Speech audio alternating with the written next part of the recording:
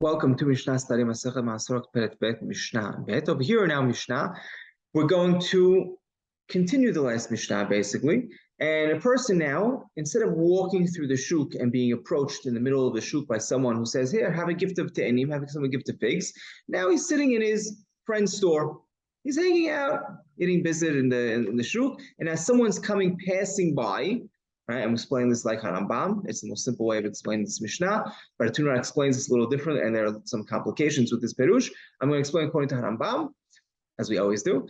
And someone else comes as he's sitting in his friend's storefront, and now someone passes by and says, "Here, come taste some figs." So now he's not eating them in the middle of the shuk. Now he's bringing them into his friend's store. Is this considered something now that's obligated into Terumot Maasrot? Right? It's seeing Penei HaBayit, it's seeing the home, right? But it's not his home. So is this person who's sitting in his friend's store allowed to taste these figs?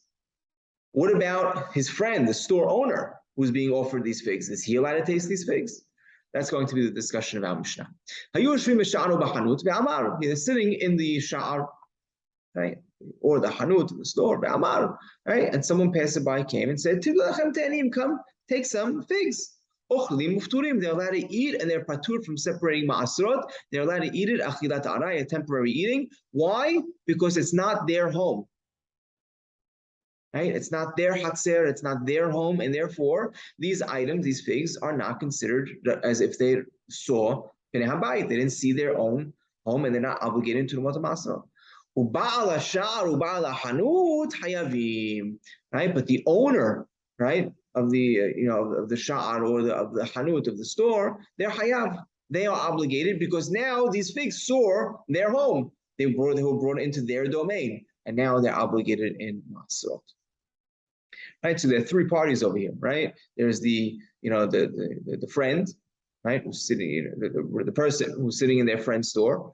It's the actual friend themselves who owns the store, and the passerby, right? That's how we have to explain the Mishnah. But Turuna explains this differently, and there are some where he actually explains that it's talking about.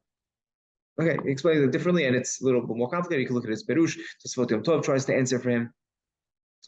Now I'm going to continue our Mishnah. Rabbi Yehuda poter. Rabbi Yehuda says he's patur, right? Rabbi Yehuda argues over here. Ad sheyachzir panav or ad sheyishaneh mekom yeshivato. Right? Rabbi Yehuda comes and says, no, even the owner of the store is patur. Why? Because he's not going to eat like that.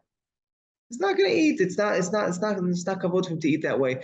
He's not going to eat until he turns around or he moves over somewhere. So it's not even considered as if it's still his home because he's not comfortable eating in his store. Right? Don't treat a store as if it's his regular home. Halakha, though, is not like Rabbi Yehuda.